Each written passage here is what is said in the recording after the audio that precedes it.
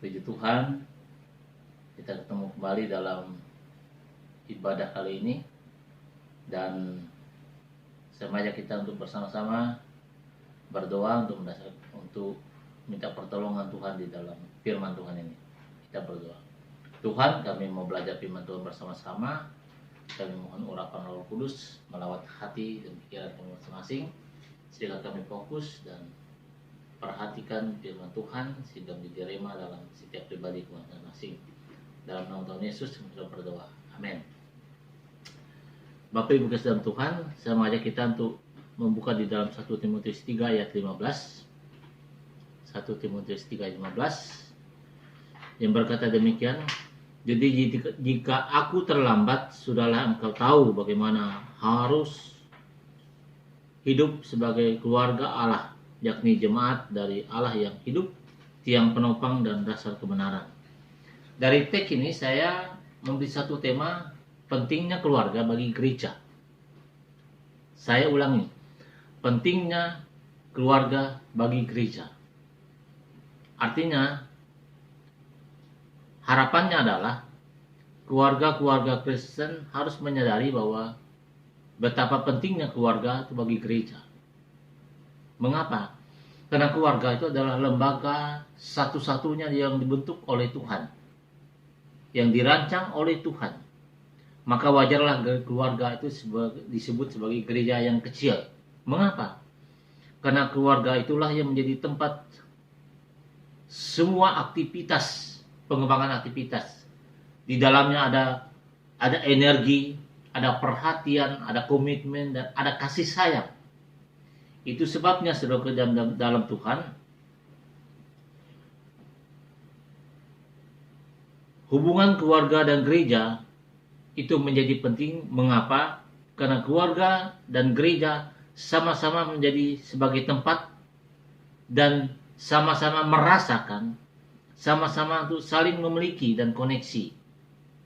Jikalau tidak, akan timbul ketidakseimbangan di dalam kehidupan sehari-hari.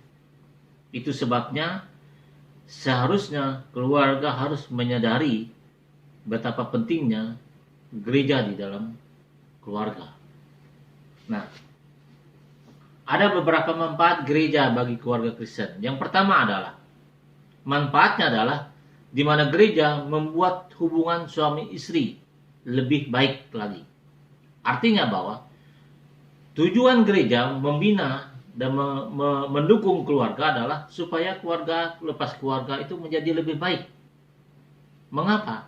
Kita menyadari bahwa keluarga itu tidak terlepas lagi yang namanya tantangan dan pergumulan, masalah. Apalagi dalam situasi kita sekarang ini. Menghadapi COVID-19 bukan saja kita, dunia merasakannya, yang berdampak kepada kesehatan kita, psikologi kita, ekonomi kita, sehingga keluarga kita tergoncang oleh karena situasi ini. Tapi ingat, gereja tetap mempunyai perhatian. Kita boleh punya pergumulan, boleh punya tantangan, tapi ingat bahwa gereja tidak membiarkan kita. Mereka sangat memperhatikan kita, mendukung kita, supaya kita akan semakin hari untuk lebih baik lagi di dalam kehidupan kita. Yang kedua adalah, gereja membantu supaya di dalam keluarga itu sungguh-sungguh bisa tumbuh bersama. Artinya adalah gereja tidak ada diskriminasi, tapi gereja mempunyai satu perhatian kasih sayang yang bagi keluarga, baik itu terhadap istri, anak, dan suami. Diharapkan semuanya bertumbuh. Kita menyadari bahwa sebagai keluarga masing-masing punya kesibukan, tetapi firman Tuhan mengajar kepada kita bahwa jadikanlah keluarga itu menjadi tempat kita bisa bertumbuh bersama-sama. Karena disitulah persekutuan, disitulah gereja kecil, disitulah kasih sayang Tuhan bagi kita. Itu sebabnya mari kita jadikan keluarga itu, keluarga kita masing-masing. Melalui gereja ada berbagai macam pelayanan yang sudah diberikan kepada kita, baik melalui ibadah umum, ibadah komisi, doa, puasa, dan seterusnya. Ada banyak kegiatan-kegiatan. Tujuannya adalah supaya kita bertumbuh bersama-sama di dalam keluarga. Yang ketiga adalah gereja sangat membantu kita dan membangun hubungan keluarga itu lebih erat lagi dengan Tuhan. Artinya apa? Dari semua keberadaan kita, gereja memberikan kesempatan kepada kita supaya keluarga lepas keluarga itu dekat dengan Tuhan. Dan ini benar, saudara dalam Tuhan. Tidak ada jalan lain membuat kita bisa tenang dalam hidup ini.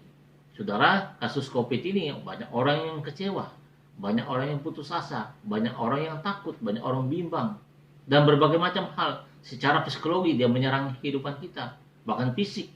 Tapi ingat, yang membuat kita tenang satu-satunya adalah tidak jalan lain. Dalam Mazmur katakan, hanya dekat Allah saja aku tenang. Kita bisa tenang dalam hidup ini kalau kita dekat dengan Tuhan. Itulah gereja. Gereja mau kita dekat dengan Tuhan. Apapun perhatian gereja terhadap kita, tujuan supaya kita dekat dengan Tuhan. Dengan cara apa?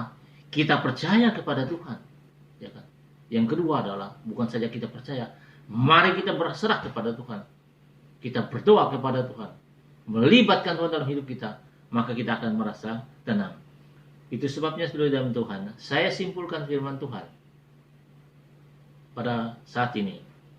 Kita harus keluarga lepas keluarga merasakan perhatian dan kasih sayang gereja terhadap kita. Karena kita menyadari bahwa karena gereja sangat membantu kita, keluarga kita untuk lebih baik lagi. Karena gereja sangat membantu kita untuk bertumbuh bersama-sama. Dan gereja sangat membantu kita, menolong kita, supaya kita keluarga lepas keluarga mempunyai hubungan yang dekat, yang erat dengan Tuhan. Disitulah ada berkat Tuhan. Artinya apa? Gereja sangat menolong kita, membantu kita supaya keluarga lepas keluarga diberkati oleh Tuhan. Mari kita punya perhatian dan kasih sayang juga, punya rasa, punya koneksi yang baik juga dengan gereja. Hari lepas hari. Karena kedua hal ini tidak bisa dipisahkan. Gereja sangat mendukung kita dan kita juga harus mendukung gereja. Supaya apa? Supaya kita merasakan dan punya hubungan yang baik dengan gereja. Itulah yang Tuhan mau, isi hati Tuhan dalam kehidupan keluarga lepas keluarga. Mari kita berdoa. Tuhan, terima kasih firman Tuhan. Ampuni kami segala kehidupan keluarga kami masing-masing. Sekiranya ada hal yang tidak berkenan di hadapan Tuhan, melalui firman Tuhan ini, agar kami semakin hari semakin baik di dalam kehidupan kami bergereja dan berjemaat melalui keluarga lepas keluarga. Hingga syukur kami di dalam nama Tuhan Yesus kami sudah berdoa. Haleluya. Amin. Salam.